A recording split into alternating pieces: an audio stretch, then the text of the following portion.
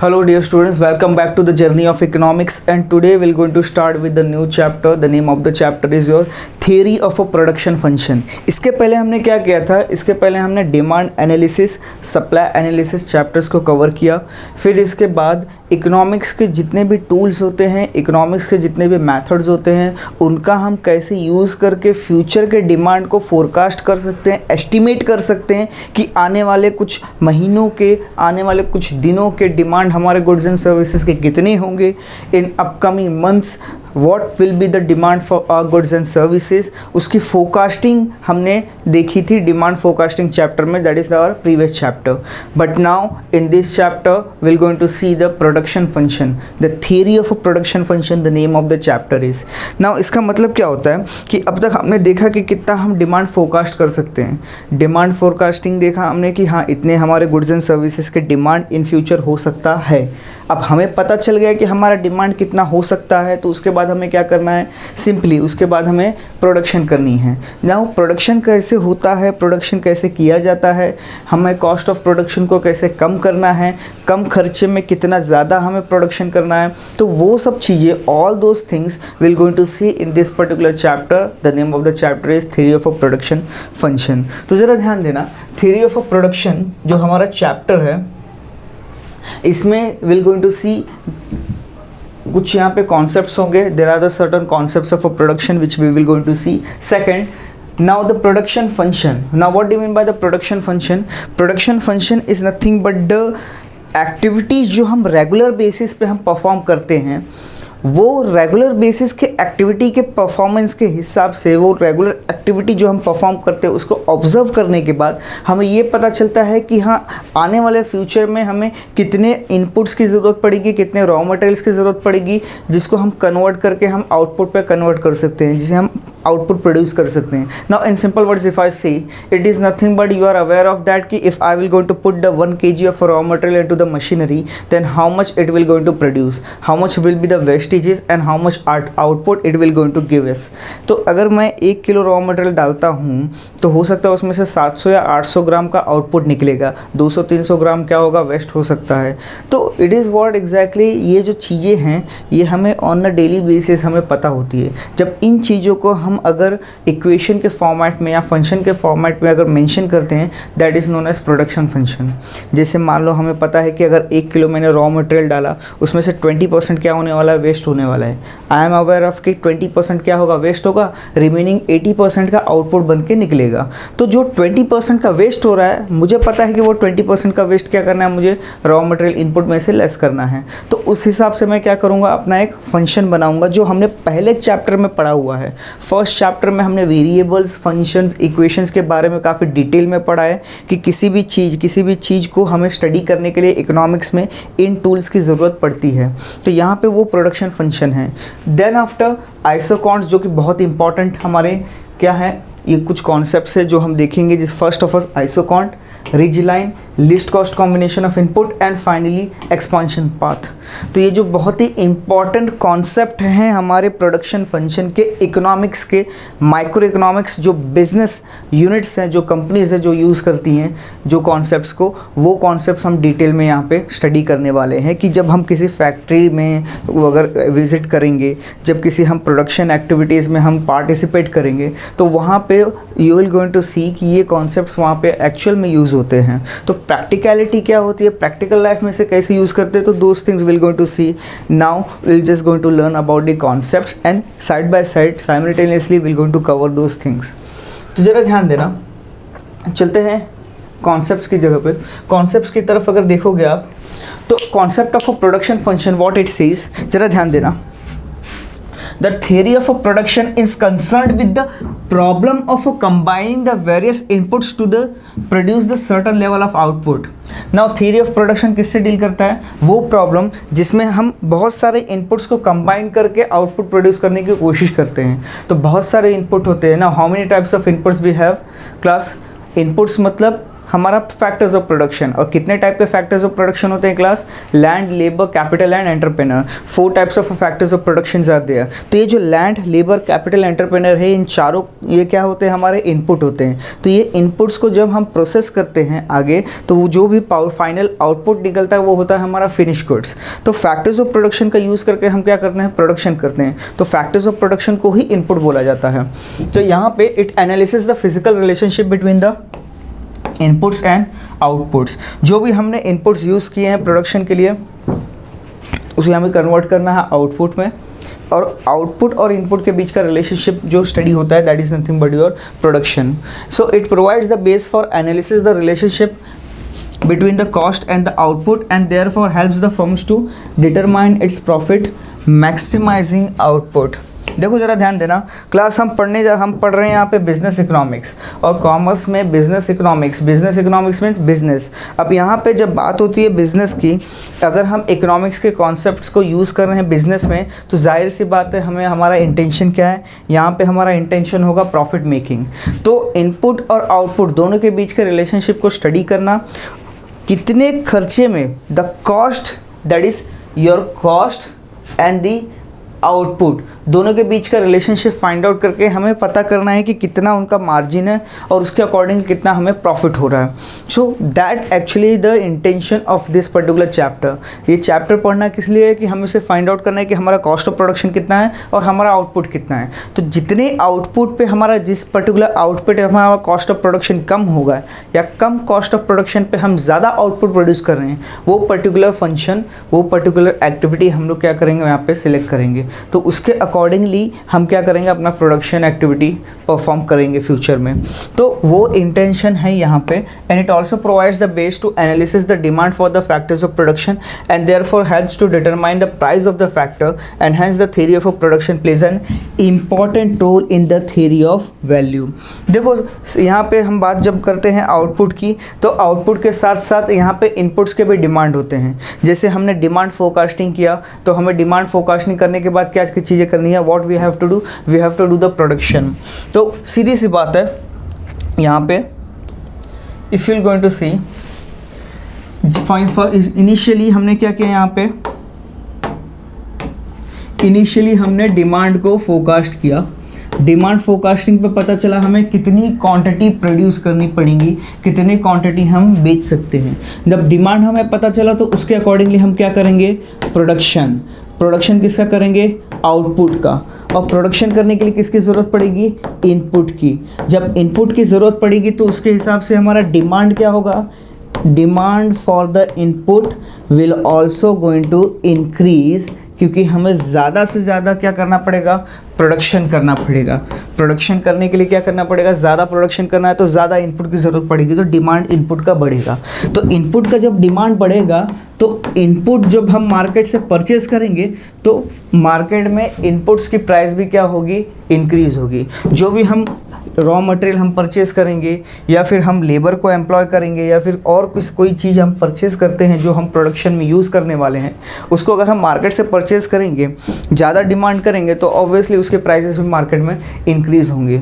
तो in short यहाँ पे हर एक चीज़ें क्या है? इंटरकनेक्टेड है। तो theory of a production function सिर्फ प्रोडक्शन आउटपुट को ही नहीं मेजर करता है, it also going to measure और it also going to consider all the things which are related to your production including the input prices.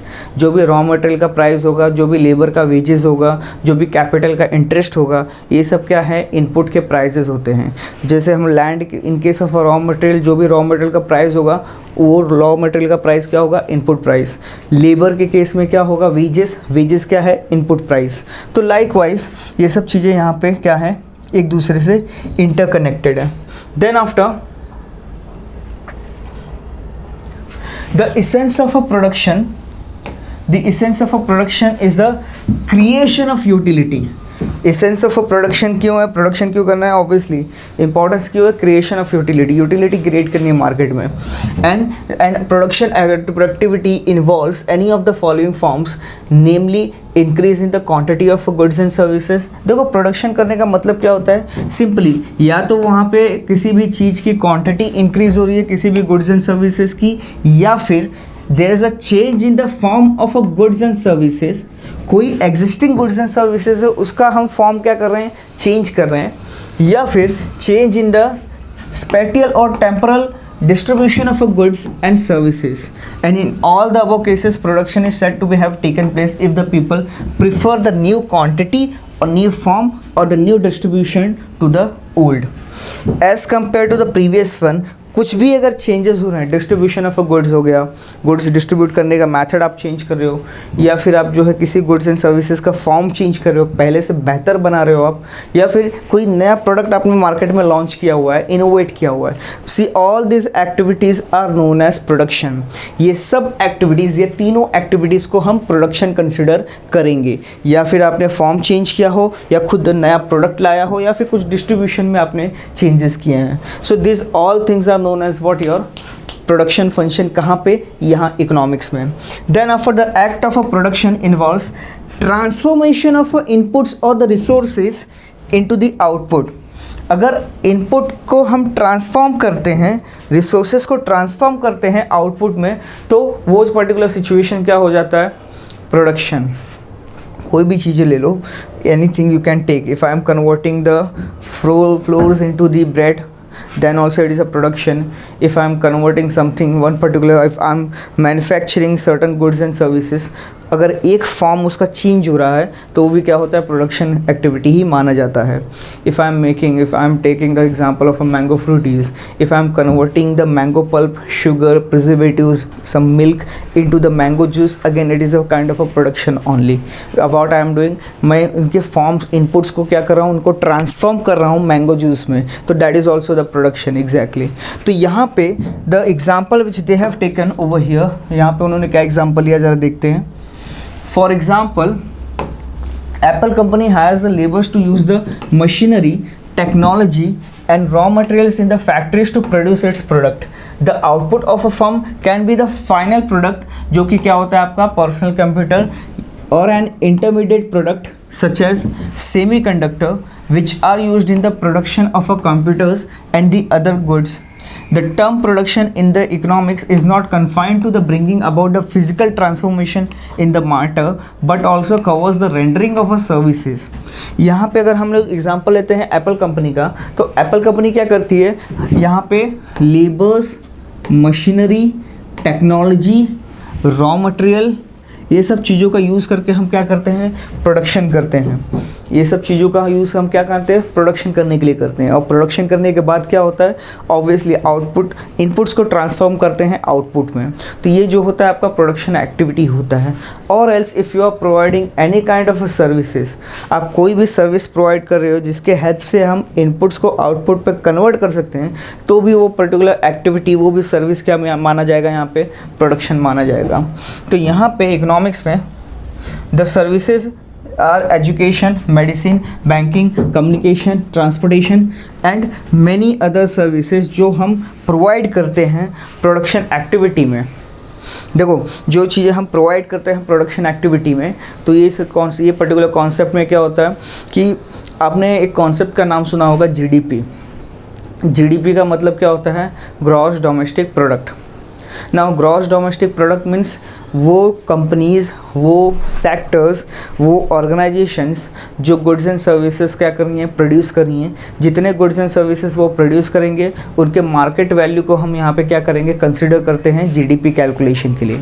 लेकिन इसके साथ साथ जो भी सर्विसेज कोई इंस्टीट्यूशन प्रोवाइड कर रहा है इन मैन्युफैक्चरिंग कंपनीज़ को, वो सर्विसेज को भी हम यहाँ पे क्या करते हैं, कंसिडर करते हैं। तो यहाँ पे जो कम्युनिकेशन हो गया, बैंकिंग हो गया, इंश्योरेंस हो गया, ट्रांसपोर्टेशन हो गया, मेडिसिन हो गया, ये सब चीज़ें जो हैं यहाँ पे नया गुड्स एंड सर्विसेज नहीं आ रहा है, but still this banking facilities, transportation facilities are used by those companies who are actually producing the goods and services. So ये सब चीज़ें भी यहाँ पे क्या होती हैं, इन्वॉल्व होती हैं। सेकेंड थिंग, जो बैंक्स प्रोवाइड करते हैं वो होते हैं सर्विसेज। ट्रांसपोर्टेशन क्या है, सर्विसेज। और हम यहाँ पे बात कर रहे हैं गुड्स एंड सर्विसेज की, तो services include all the services provided by the health care industry, banking, communication, transportation and there are the many other things. तो वो सब चीज़ों को हम यहाँ पे क्या करते हैं, एक साथ में कंसिडर करते हैं। Next one, if you going to see the inputs are the resources used in the production of a goods and services. जैसा मैंने आपको बताया कि इनपुट का मतलब क्या होता है, factors of production. Now which kind of factors of production, simply labour, capital, land, natural resources and the entrepreneur, ये क्या होते हैं, आपके इनपुट होते हैं। और inputs can also be classified as a fixed input और वेरिएबल इनपुट। नाउ फिक्स और variable, what do mean by the fix and what do mean by the variable. तो वो फिक्स का मतलब होता है वो इनपुट जिनका क्वांटिटी फिक्स होता है कि ये इतने ही पड़ेंगे, इतनी ही क्वांटिटी की ज़रूरत है हमें, इससे ज़्यादा नहीं होना चाहिए, वरना प्रोडक्ट क्या होगा, वरना अपने प्रोडक्ट की क्वालिटी क्या हो जाएगी, डिफ़र हो जाएगी, चेंज हो जाएगी। That is known as what, your exactly the case. इसके बाद variable means what, variable means what, जिसकी क्वांटिटी हम ऊपर नीचे कर सकते हैं अकॉर्डिंग टू द क्वालिटी अगर हमें बढ़ानी है तो एक पर्टिकुलर इनपुट की क्वांटिटी क्या करो, इंक्रीज़ कर दो। क्वालिटी थोड़ी सी हमें कम करनी है तो वो एक पर्टिकुलर जो भी इनपुट होगा उसकी क्वांटिटी हम क्या कर दो, यहाँ पे कम कर दो, तो क्वालिटी भी क्या होगी, कम हो जाएगी। तो ये सिचुएशंस में क्या होता है, वो सिचुएशंस को बोल दीजिए known as what, variable input. और फिक्स मीन्स व्हाट, वो इनपुट जिनकी क्वांटिटी हमें एक पर्टिकुलर कुछ रॉ मटेरियल्स होते हैं, कुछ लेबर्स होते हैं, कुछ इनपुट होते हैं, जिनकी क्वांटिटी क्या होती है, फिक्स होती है कि इतनी क्वांटिटी की ज़रूरत तो पड़ेगी ही, भले आप 1 यूनिट प्रोड्यूस करो या 10 करो। जैसे for example you can take the example of machinery. Machinery भी क्या है, सर्विसेज ऑफ अ मशीनरी, और द मशीनरी ये क्या है, इनपुट है। तो मशीन जो है आपको लगेगा, if I am using the one machinery, वो मशीनरी यूज़ करके मैं 50,000 यूनिट्स प्रोड्यूस करूँ या सिंगल यूनिट प्रोड्यूस करूँ, एक मशीन की ज़रूरत तो मिनिमम पड़ेगी ही पड़ेगी। So that demand is of the input is nothing but a fixed kind of it. So fixed are the inputs those which cannot be changed in the short period of a time. Now ये साथ साथ ये भी है कि fixed inputs क्या होते हैं, वो inputs होते हैं जो short span of time पे हम change नहीं कर सकते, जैसे मशीन ही हो गया। अब अगर मैं सोचूं कि एक हफ्ते के अंदर मैं मशीन चेंज कर दूं तो I will not be able to do it because that machine only we will going to use for producing the goods and services. लेकिन हाँ, कल के कल मैं अब क्या कर सकता हूँ, नए लेबर्स को अपॉइंट कर सकता हूँ, पुराने लेबर्स को निकाल के 2 दिन के अंदर नए लेबर्स को लेके आ सकता हूँ। If I want I can change the raw material within a short span of a time. तो ये सब चीज़ें क्या होती है, this are known as what, your variable. So they are the firms, plant and the equipment. On the other hand जो variable input होते हैं, वेरिएबल इनपुट जैसे हो गया क्या, रॉ मटेरियल और आपके skilled labour, less skilled labour, तो इनको क्या कर सकते हैं हम, शॉर्ट स्पैन ऑफ टाइम में चेंज कर सकते हैं, लेकिन हम मशीन्स को चेंज नहीं कर सकते। If I wanted to change the machinery, at least मुझे कुछ समय की ज़रूरत पड़ेगी ताकि ये मशीन को मैं हटाऊं और नई मशीनरी परचेज करके या हायर करके लेके आऊँ। सो उसमें it will going to take the time and हमारा प्रोडक्शन भी क्या होगा, बीच में बंद पड़ सकता है। So that's why the fixed we cannot change but the variable we can change within a short span of time। तो ये क्या है, थोड़े टाइप है इनपुट के जो हम इन डिटेल में इन फ्यूचर देखने वाले हैं। Then after the most important part which came over here is nothing but the production function. ज़रा ध्यान देना, बहुत ही इम्पॉर्टेंट है ये, बहुत ज़्यादा इम्पॉर्टेंट है बच्चों, ध्यान दो यहाँ पे, बहुत ही ज़्यादा इम्पॉर्टेंट। देखो, just as a demand theory centres around the concept of a demand function. देखो डिमांड एनालिसिस हमने पढ़ा, उसमें हमने क्या देखा, डिमांड फंक्शन देखा। Then the theory of a production revolves the around the concept of a production function. जैसे supply analysis में सप्लाई फंक्शन, डिमांड एनालिसिस में हमने देखा डिमांड फंक्शन, वैसे यहाँ पे क्या है, प्रोडक्शन थ्योरी में क्या होगा, आपका प्रोडक्शन फंक्शन होगा। अगर आपको याद होगा तो we have studied about the a minus b into x, it is nothing but the function of a demand. ये क्या था, आपका डिमांड का फंक्शन था। Then we have seen about the, let's say we have talked about something else like P plus Q into x.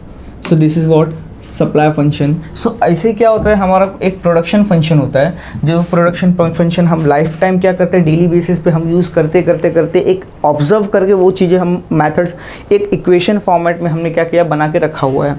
अब production function can be an equation, table और graph. हो सकता है ये इक्वेशन हो सकता है एक टेबल हो सकता है ये ग्राफ हो, showing the maximum amount of a commodity that firm can produce from a given sets of input during the period of a time।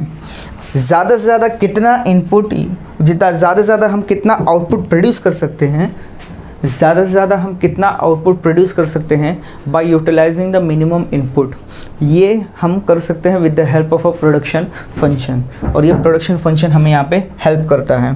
So basically if you going to see inputs को हमने use किया production function में, और production function में डालते ही इसमें से क्या निकला आपका output.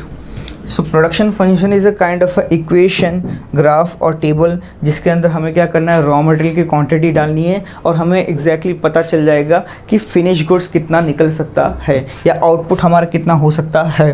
The concept of a production function describes the way in which the factors of production are combined by the firm to produce the different level of output. जो concept of a production function है, class ज़रा ध्यान देना, जो production function का concept है वो ये डिस्क्राइब करता है कि the way in which the factors of production, जो फैक्टर्स ऑफ प्रोडक्शन है हमारे land, labour, capital and entrepreneur, are combined by the firm to produce the different level of output. कैसे एक साथ में हम लैंड, लेबर, कैपिटल और entrepreneur को साथ में लेके आते हैं ताकि हम different quantity of a factor goods and services produce कर सकें, different quantity of a output हम क्या कर सकें, प्रोड्यूस कर सकें। That is nothing but the case. More specially it shows the maximum volume of a physical output available from a given set of input or the minimum set of input necessary to produce the any level of output। Maximum volume of output, ज़्यादा से ज़्यादा कितनी output की quantity हम produce कर सकते हैं from the given set of input, या फिर minimum set of input necessary कितना है एक पर्टिकुलर लेवल ऑफ आउटपुट को प्रोड्यूस करने के लिए। ये सब these are the certain questions जिनके आंसर्स हमें कौन देता है, प्रोडक्शन फंक्शन, कि इतनी क्वांटिटी हमें प्रोड्यूस करनी है तो हमें इतनी क्वांटिटी प्रोड्यूस करने के लिए कितने आउटपुट की ज़रूरत पड़ेगी। एक सिंपल सा एग्जांपल दूंगा मैं यहाँ पे, class just pay attention, this is a very simple example. Now see let's say I am aware of it कि मेरे पास एक इनपुट है, जैसे let's say I have a raw material of 1 kg, 1 kg का रॉ मटेरियल है, और ये 1 kg के रॉ मटेरियल में let's say in this particular raw material of 1 kg I am able to produce 800 grams of a finished goods।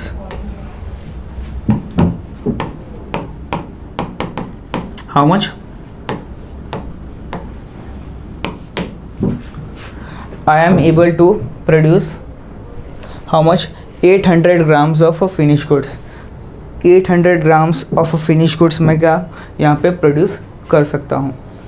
Now if you going to see 1 kg में 800 grams finish goods मैं क्या कर रहा हूँ यहाँ पे produce कर रहा हूँ। Every time I am doing that only कि 20 kg 30 kg मैंने क्या किया वहाँ पे ऐड किया, और 20-30 kg ऐड करने के बाद अकॉर्डिंगली उसके हिसाब से मेरा आउटपुट क्या हो रहा है यहाँ पे प्रोड्यूस हो रहा है। अगर डेली बेसिस पे मैंने ये ऑब्जर्व किया कि हाँ 1 kg के हिसाब से 800 ही यूनिट क्या हो रहा है, 800 ग्राम ही प्रोड्यूस हो रहा है, तो I can frame the equation. What I can do, I can frame the equation कि हाँ यहाँ पे मुझे पता चला है कि 1 kg और 800 ग्राम्स के बीच में क्या रिलेशन है। तो यहाँ पे ऐसा है कि जो भी मैं इनपुट डालूँगा उसका 80% ही आउटपुट बन के निकलेगा। इसका मतलब रिमेनिंग 20% यहाँ पे क्या हो रहा है, वेस्ट हो रहा है, या फिर रिमेनिंग 20% क्या हो रहा है यहाँ पे, लॉस हो रहा है। इसका मतलब अगर 1 kg डालूंगा तो उस पर 20% नुकसान होगा और 80% का आउटपुट निकलेगा, मतलब 800। अगर 5 kg डालता हूँ, if I am putting the 5 kg of a input, 5 kg of a raw material है इनपुट, अगर मैं मशीन में डालता हूँ तो कितना आउटपुट निकलेगा, how much output I will get. If I am aware कि हाँ 1 kg पे 800 ग्राम निकलता है, मतलब 80% का आउटपुट निकलता है, तो 5 kg का 80% मैं क्या करूँ यहाँ पे कैलकुलेट करने के हिसाब से, हाँ मुझे पता चलेगा कि अगर मैं 5 kg रॉ मटेरियल अगर मशीन में डालता हूँ तो 4 kg आउटपुट निकलेगा। 80% आउटपुट निकलता है, मतलब 4 किलो निकलेगा 5 किलो के हिसाब से, 1 किलो क्या होगा उसमें वेस्ट हो जाएगा। तो what I will going to do if I am aware of this particular situation, so I will going to try, this is my what, एक तरह से मैंने प्रोडक्शन फंक्शन मैंने डिज़ाइन कर दिया। एक observe day to day basis पे observe करने के बाद एक इक्वेशन मैंने माइंड में फिट कर लिया कि हाँ इतना ही क्या होने वाला है, गुड्स एंड सर्विसेज प्रोड्यूस होने वाली है, इतनी आउटपुट मुझे मिलेगी। अब मुझे क्या करना है यहाँ पे, what I have to do as an economist, एक बिजनेस इकोनॉमिक्स का कॉन्सेप्ट यूज़ करने के बाद मुझे यहाँ पे क्या करना है, मुझे एक सिंपल सी चीज़ करनी है कि ये जो 5 किलो के रॉ मटेरियल यूज़ करने के बाद 4 किलो प्रोड्यूस हो रहा है आउटपुट, मुझे ट्राई करना है कि जो 1 kg का रॉ मटेरियल जो वेस्ट हो रहा है इसको मिनिमाइज़ करना, इसको क्या करना है यहाँ पे मिनिमाइज़ करना है। So this we have to minimise, और ये कैसे होगा उसके लिए हमें क्या करना है यहाँ पे आगे हम स्टडी करेंगे। तो बेसिकली प्रोडक्शन फंक्शन ऐसे वर्क करता है कि we have to find out कि कौन सी चीज़ें कैसे हो सकती है and accordingly will have to do it. So the production function expresses an engineering or technical relation between the relationship of inputs and the output is a technical one. The production function is determined by the given set of a technology. When the technology improves, the production functions of a product changes. Product क्या होगा, change होगा जब हमारा technology क्या होगी यहाँ पे improve होगी। क्यों? क्योंकि new production function can as the greater output from the given input और the smaller input will be enough to produce the given level of output. इससे होगा क्या, अगर नया मेथड्स ऑफ प्रोडक्शन हम एम्प्लॉय करते हैं तो हो सकता है वो 80% की जगह पे 90% आउटपुट दे। क्लास जो हमारा एग्जाम्पल था 80% आउटपुट ही मिलेगा हमें। अगर 1 किलो अगर मैं रॉ मटेरियल डालता हूँ तो उस पर 800 ग्राम ही मुझे मिलेगा। तो that is what exactly 80% I am getting of whatever the raw material which I will going to put. तो अगर न्यू मेथड हम एम्प्लॉय करते हैं, टेक्नोलॉजी एम्प्लॉय करते हैं, तो हो सकता है 80 की जगह पे 90% मिल जाए, वो भी पॉसिबल है। तो यहाँ पे जैसे हमने टेक्नोलॉजी इम्प्रूव किया उसके हिसाब से same quantity of raw material में हमें ज़्यादा मिलेगा, या फिर अगर सेम क्वांटिटी हमें प्रोड्यूस करनी है तो कम रॉ मटेरियल हमें यूज़ करना पड़ेगा। तो वही ये स्टेटमेंट बोल रहा है कि this statement is talking about that only the further the production function incorporates the idea of efficiency and thus the production function is not any relationship between the input and output, but the relation in which the given set of inputs produces the maximum output, and therefore the production function include the technically efficient methods of producing an output। जो technically efficient method होता है वही हम यहाँ पे क्या करते हैं प्रोडक्शन फंक्शन में इंक्लूड करते हैं। तो efficiency, according to the efficiency हम क्या करते हैं एक इक्वेशन, ग्राफ और टेबल प्रिपेयर करते हैं एंड उसे ही फ्यूचर में क्या करना है हमें फॉलो करना है। It is just like a kind of equation कि जो न्यू कमर्स होंगे, जो लेबर्स होंगे, उनको हम सिर्फ इतना बोलते हैं कि तुम्हें एक फिक्स क्वांटिटी ये डालनी है, will go just going to tell कि how much quantities you will going to use according to the one particular production function जो हमने बनाया हुआ है ऑलरेडी। तो it is a set of equation जो हमें सबको फॉलो करना है एंड उसके अकॉर्डिंगली हमें क्या करना है, इंस्ट्रक्शंस के अकॉर्डिंगली हमें प्रोडक्शन करनी है। A methods of the process of a production is combined of inputs required for the production of output। ये जो method होता है production का, it is what the process of a production is a combination of input जो required होता है output को produce करने के लिए, and the method of a production is technically efficient to any other method। It uses less of a at least on factors and the no more of the other factors as compared with the other method। एक factor हो सकता है हम land, labour, capital और entrepreneur में से अगर हम देखें तो मोस्टली गुड्स एंड सर्विसेज का प्रोडक्शन करने के लिए हमें एक लैंड की ज़रूरत पड़ती है, लेबर, कैपिटल एंड एंटरप्रेन्योर। लेकिन मोस्टली जो इफ़ेक्टिव, जो एफिशिएंसी है, एफिशिएंसी हमें लेबर और कैपिटल के बीच देखने मिलती है। या फिर हम ज़्यादा एफिशिएंट लेबर यूज़ करें या फिर ज़्यादा से ज़्यादा कैपिटल मतलब मशीन यूज़ करें। तो लेबर और कैपिटल ये दो ऐसे फैक्टर्स ऑफ प्रोडक्शन हैं जो हमें प्रोडक्शन फंक्शन में हेल्प करते हैं, जिनके वजह से हमारा कॉस्ट ऑफ प्रोडक्शन बढ़ भी सकता है और घट भी सकता है। तो these are the most important factors of production for the any particular company, that is land or the labor, and हो सकता है ज़्यादा labor and the capital are most important। तो labor का price अगर improve हुआ तो we are using the capital, और likewise vice versa we can perform the activity जो हम आगे देखने वाले हैं। So basically if you are going to take the example, अगर आप ये एग्जाम्पल देखेंगे तो production function according to the Samuelson specifies the maximum output that can be produce with the given sets of engineering and technical knowledge. Example technical efficient methods of production. मान लेते हैं हम लोग क्या कर रहे हैं, यहाँ पे कोई कमोडिटी एक्स प्रोड्यूस कर रहे हैं। जैसा मैंने आपको बताया कि लेबर और कैपिटल के कॉम्बिनेशन मोस्टली हम यूज़ करते हैं प्रोडक्शन के लिए, क्योंकि labour is a active factors of production. और लेबर कहाँ पे वर्क करेगा, मशीन पे। Machine means capital. तो लेट्स से दो मेथड्स है हमारे पास, this is method A and this is method B. Now method A के केस में क्या हो रहा है, सेम क्वांटिटी प्रोड्यूस करने के लिए हमें लेबर्स 3 लेबर्स की ज़रूरत है और 4 कैपिटल की ज़रूरत है। 3 लेबर्स एंड 4 कैपिटल की यहाँ पे ज़रूरत है मेथड ए के केस में। वही मेथड बी के केस में आप देखोगे तो मेथड बी के केस में कितने लेबर्स लग रहे हैं, 4, और कैपिटल कितना लग रहा है, 4। नाउ क्या आप देख सकते हो, क्या आप ऑब्जर्व कर सकते हो, यहाँ पे एक मेथड है जिसमें 3 लेबर्स की ज़रूरत है और 4 कैपिटल की, और दूसरा मेथड है जिसमें 4 लेबर्स की ज़रूरत है और 4 कैपिटल की। तो कौन सा मेथड अच्छा होगा? ऑब्वियसली जिसमें कम इनपुट हम यूज़ कर रहे हैं, जिसमें कम लेबर और कैपिटल हम यूज़ कर रहे हैं, वो मेथड क्या होता है, अच्छा होता है। तो यहाँ पे आप देखोगे तो मेथड बी में हम 4 यूज़ कर रहे हैं, लेकिन मेथड ए में लेबर कितना, सिर्फ 3 यूज़ कर रहे हैं और कैपिटल 4 कर रहे हैं। मतलब as compare to the B, A के केस में आप देखोगे तो हम कम लेबर यूज़ कर रहे हैं, सिर्फ 3 ही लेबर यूज़ कर रहे हैं, जबकि मेथड बी में 4 लेबर है। मतलब हमें कौन सा मेथड यूज़ करना चाहिए, यहाँ पे हमें यूज़ करना चाहिए मेथड ए। क्यों? क्योंकि यहाँ पे कम लेबर्स हम क्या कर रहे हैं, यहाँ पे एम्प्लॉय कर रहे हैं। 4 को एम्प्लॉय करने की ज़रूरत नहीं है, 3 ही को हम लोग एम्प्लॉय करेंगे, हमारा काम बन जाएगा। तो ये साफ साफ हमें दिख सकता है, यहाँ पे आप देख सकते हैं कि मेथड ए में क्या हो रहा है, सिर्फ 3 लेबर है, और मेथड बी में क्या हो रहा है, 4। कैपिटल दोनों में सेम है, 4 मशीन ही है, 4 कैपिटल ही है, लेकिन लेबर्स की क्वांटिटी अगर देखोगे तो ए में कम है और बी में ज़्यादा है। तो हम कौन से मेथड यूज़ करेंगे, method A. In the above example method B is inefficient to the method A. It is inefficient to the method A because method B uses more of a labor and the same amount of a capital as compared to the method A, and thus a profit maximizing firm will not be interested in a wasteful or the inefficient methods of a production. तो हम क्या use करेंगे, method A। Simply clear हो गया। क्यों? क्योंकि हमने देखा कि कहाँ पे हमारा कम इनपुट यूज़ हो रहा है, कहाँ पे हम कम से कम फैक्टर्स ऑफ प्रोडक्शन यूज़ कर रहे हैं, उसको देखते हुए हमने डिसीजन लिया कि मेथड ए ही हमें सिलेक्ट करना है। लेकिन कभी कभी ऐसे सिचुएशंस आते हैं जहाँ पे let's take a different situation. Now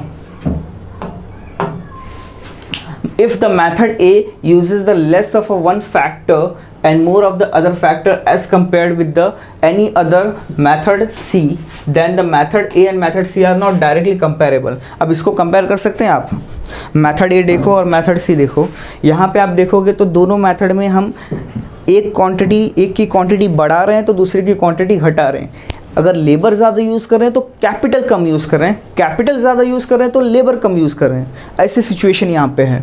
तो ये सिचुएशन पे हम क्या करेंगे, तो मेथड ए और मेथड बी दो मेथड हैं। लेबर कैपिटल आप देख सकते हैं कि मेथड ए के केस में कितना, 3 लेबर और 4 capital, agreed. But methods B अगर आप देखोगे over here it's not an B, it's a method C. Method C आप देखोगे तो यहाँ पे क्या हो रहा है, मेथड सी के केस में हम कितने लेबर यूज़ कर रहे हैं, 2। अरे वाह, अच्छी बात है, 3 की जगह पे यहाँ पे सिर्फ 2 ही लेबर यूज़ कर रहे हैं। लेकिन कैपिटल कितना यूज़ कर रहे हैं, 5।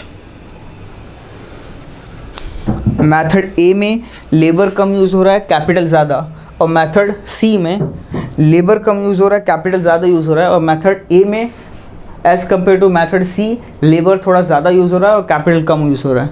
तो यहाँ पे हम दोनों सिचुएशंस को हम कंपेयर नहीं कर सकते। क्यों? क्योंकि एक में एक की क्वांटिटी ज़्यादा है, दूसरे में क्वांटिटी कम है। अब यहाँ पे करें क्या फिर, what we will going to do over here। तो ऐसे सिचुएशन में इन अबव एग्जाम्पल बोथ के टेक्निकली एफिशिएंट है and are included in the production of a function which one of them would be the chosen depending upon the prices of the factor। अब यहाँ पे हम क्या देखेंगे, यहाँ पे हम देखेंगे प्राइस, क्या देखेंगे, इनपुट की प्राइस। यहाँ पे क्या देखेंगे, इनपुट की प्राइस। इनपुट की प्राइस मीन्स लेबर कितने का और कैपिटल कितने की। सिंपल, लेबर का कॉस्ट कितना है और कैपिटल का कॉस्ट कितना है। अगर लेबर का वेजेस ज़्यादा है तो तो हम कैपिटल यूज़ करेंगे, मतलब यहाँ पे हम मेथड सी यूज़ करेंगे। अगर लेबर सस्ता है कैपिटल से, मशीन यूज़ करने से अच्छा है कि लेबर को हायर कर दो, सस्ते में काम हो जाएगा, तो वो सिचुएशन में हम मेथड ए यूज़ करेंगे। अगर लेबर का कॉस्ट ज़्यादा है और मशीन का यूज़ करके हम कम कॉस्ट में हम प्रोडक्शन कर सकते हैं, तो हम यूज़ करेंगे क्या, ज़्यादा से ज़्यादा मशीन। तो यहाँ पे हम क्या देखेंगे, will going to see the input prices कि लेबर कितने का और कैपिटल कितने की, एंड अकॉर्डिंगली हम क्या करेंगे, यहाँ पे डिसीजन लेंगे। This is known as what, input pricing method of production. So in the theory of a production function, input के प्राइसिंग कैसे करते हैं, input pricing is nothing but it depends upon the labour and the capital. So basically if you going to see, यहाँ पे will going to select कौन सा, जिनके input prices क्या होंगे, कम होंगे। एंड इसके बाद अब इनपुट प्राइसेस को थोड़ा बहुत डिटेल में हम समझने की कोशिश करेंगे, ज़रा ध्यान देना जी। देखो यहाँ पे दो मेथड्स हमने देखे थे, एक था आपका मेथड ए और दूसरा था मेथड सी। अब बात करते हैं हम लेबर और हमारे कैपिटल की। तो ए के केस में कितने लेबर्स थे, 3, और कैपिटल कितना था, 4। सी के केस में कितने लेबर्स थे, 2, और कैपिटल कितना था, 5। मान लेते हैं कि लेबर का जो प्राइस चल रहा है, लेबर चार्ज कर रहा है 500 रुपीज़। कितना लेबर चार्ज कर रहा है, what is the charge of the labour, 500 पर लेबर और पर यूनिट। लेबर के कितने चार्जेस हैं, 500 पर यूनिट लेबर क्या कर रहा है, चार्ज कर रहा है। और कैपिटल, मान लेते हैं कैपिटल अगर हम मशीन यूज़ करते हैं तो मशीन यूज़ करने का खर्चा कितना आ रहा है, 350 पर यूनिट। हम एग्जांपल ले रहे हैं, मान लेते हैं कि जो लेबर है, लेबर अगर 1 यूनिट ऑफ लेबर हम यूज़ करते हैं तो उसका कॉस्ट होता है 500, और कैपिटल अगर 1 यूनिट यूज़ करते हैं तो उसका कॉस्ट होता है 350। तो उस हिसाब से हमें कौन सा मेथड चूज़ करना चाहिए, उस हिसाब से हमें कौन सा मेथड चूज़ करना चाहिए, ज़रा ध्यान देना। तो यहाँ पे हम क्या करेंगे, हम कैलकुलेट करेंगे कि इनके कितने प्राइजेस होते हैं, इनका कितना प्राइस होता है वो हम क्या करेंगे, यहाँ पे कैलकुलेट करेंगे। तो हमें पता है कि लेबर का कॉस्ट कितना 500 पर यूनिट है। क्लास लेबर का कॉस्ट कितना 500 पर यूनिट, हमने देखा कि मार्केट में labour 500 rupees per day charge कर रहा है, और कैपिटल का यूज़ करेंगे तो 350 हमारा कॉस्ट गिर रहा है, रेंट वगैरह सबको इंक्लूड करने के बाद, मेंटेनेंस के बाद। फिर अब मान लेते हैं मेथड ए है। मेथड ए में हमने कितने लेबर यूज़ किए, 3 लेबर। कितनी क्वांटिटी यूज़ की, 3 क्वांटिटी। तो 3 × 500 हम करेंगे तो how much will gate, labour का कॉस्ट कितना आया, 1500। 3 लेबर्स हमने एम्प्लॉय किए, 500 तीनों को देंगे तो कितना हुआ, 1500 रुपये हो गए। फिर इसके बाद कैपिटल की जब बारी आती है तो हमारे कितने, 4 कैपिटल हैं और कैपिटल का कितना है 350। तो 4 × 350 if we will going to do, how much will get, 1400। कितना मिलेगा, 1400। तो यहाँ पे अगर आप ध्यान दोगे तो मेथड जो ए है, ए के केस में कितना कॉस्ट आया, तो ए के केस में कॉस्ट आया 1500 रुपया लेबर का, और कैपिटल का कितना 1400। चलते हैं सी की तरफ। सी के केस में देखेंगे तो 200, 2 × कितना हो रहा है 350। नाउ 2 × 500, यहाँ पे हमने 2 लेबर एम्प्लॉय किए जिनका खर्चा कितना आया 1000। मेथड सी के केस में 2 ही लेबर हमने एम्प्लॉय किए जिसका खर्चा कितना आया 1000। और मेथड सी के केस में कितना कैपिटल हम यूज़ कर रहे हैं, कितनी कैपिटल यूज़ कर रहे हैं, 5 क्वांटिटी, और एक का खर्चा कितना है 350। तो 5 × 350 हमने किया तो how much will get over here, हमें कितना मिला 1750। कितना आया 1750। एक एग्जांपल हमने लिया कि लेबर इतना चार्ज करेगा और कैपिटल इतना चार्ज करेगा, उस हिसाब से हमने इनपुट की क्या कर रहे हैं, यहाँ पे हम लोग यहाँ पे इनपुट प्राइसिंग कर रहे हैं, इनपुट के प्राइजेस कैलकुलेट कर रहे हैं कि कितना कॉस्ट हो सकता है किस पर्टिकुलर इनपुट का, कि लेबर का कितना कॉस्ट और कैपिटल का कितना कॉस्ट। तो लेबर का कॉस्ट मेथड ए के केस में 1500 और कैपिटल का कितना 1400, और सी का लेबर का कॉस्ट कितना है 1000 और कैपिटल का कितना 1750। नाउ हम क्या करेंगे, हम यहाँ यहाँ पे दोनों के कॉस्ट हमने कैलकुलेट कर लिए हैं। अब दोनों के टोटल करके हम फिर इनको क्या करेंगे, कंपेयर करेंगे। तो अगर आप देखते हो यहाँ पे कितना टोटल हो रहा है, 1500 प्लस 1400, यहाँ पे 2900 क्या हो रहा है यहाँ पे टोटल। मेथड ए अगर हम यूज़ करते हैं तो कितना कॉस्ट आएगा, 2900, और मेथड सी अगर यूज़ करते हैं तो हमें 2750 में काम बन जा रहा है। ए का कॉस्ट कितना, 2900, सी का कॉस्ट कितना, 2750 रुपीज़। तो कौन सा मेथड हम यूज़ करेंगे, ए यूज़ करना चाहिए या सी यूज़ करना चाहिए? तो ऐसे सिचुएशन में हमें मेथड सी यूज़ करना चाहिए। कौन सा, मेथड सी। क्यों? क्योंकि कॉस्ट उसका क्या है, कम है as compare to method A. तो ये क्या है, this is known as what, input pricing. हम यहाँ पे क्या किया, हमने इनपुट के प्राइजेस को कैलकुलेट किया। अब ये जो एग्जांपल है, ये अमाउंट, ये एक नोशनल अमाउंट हमने कंसिडर करके यहाँ पे कैलकुलेट किया।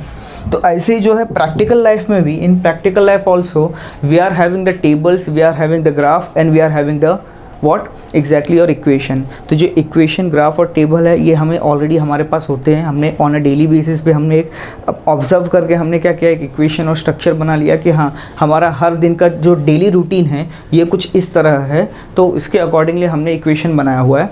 अब सिर्फ हमें क्या करना है, जितनी भी क्वांटिटी हमें प्रोड्यूस करनी है उनकी इनपुट डालनी है, आउटपुट ऑटोमेटिकली कैलकुलेट करके दे देगा। बस जैसे हमें पता चला हाँ इतना इनपुट डालने से इतना आउटपुट आने वाला है, अकॉर्डिंगली हम क्या करेंगे, लेबर को गाइड करेंगे कि तुम इतनी ही क्वांटिटी इनपुट करो, इतने दिन तक, इतने पर्टिकुलर टाइम तक तुमने मशीनरी क्या करनी है, चलानी है, फिर उसके बाद तुम्हें ये चीज़ें ऐड करनी है, ऐसे इसे निकालना है। तो all the things in detail, all the things are discussed, but over here as an economist हमें क्या करना है, सिर्फ पैसे देखने हैं। बिजनेस इकोनॉमिक्स का यूज़ कहाँ करना है, प्रॉफिट बढ़ाने के लिए। और प्रॉफिट कब बढ़ेगा, जब हमारा कॉस्ट कम होगा। कॉस्ट ऑफ प्रोडक्शन कब कॉस्ट होगा, when this cost of production will going to reduce, obviously when will going to use this methods and will going to compare कि कहाँ पे हमारा पैसा कम लग रहा है। तो कॉस्ट ऑफ प्रोडक्शन कम कहाँ पे, सी के केस में, तो हम सी यूज़ करेंगे। सो this is exactly your input pricing method. और ऐसे ही हमने क्या किया, आज हमने इंट्रोडक्शन किया प्रोडक्शन थियरी का, और हर एक चीज़ें इन डिटेल हमने समझने की कोशिश की। क्यों थ्योरी ऑफ प्रोडक्शन इम्पॉर्टेंट होता है बिजनेस इकोनॉमिक्स में, और बिजनेस इकोनॉमिक्स का इंटेंशन ही होता है कि कॉस्ट ऑफ प्रोडक्शन को क्या करना है, इंक्रीज़ और डिक्रीज़ करनी है। So what all of you will going to do today, आज आप लोग क्या करेंगे, सिंपली हमें क्या करना है, जाना है पहले के चैप्टर्स को रिवाइज़ करनी है, उसके बाद चैप्टर नंबर 6 पे आना है।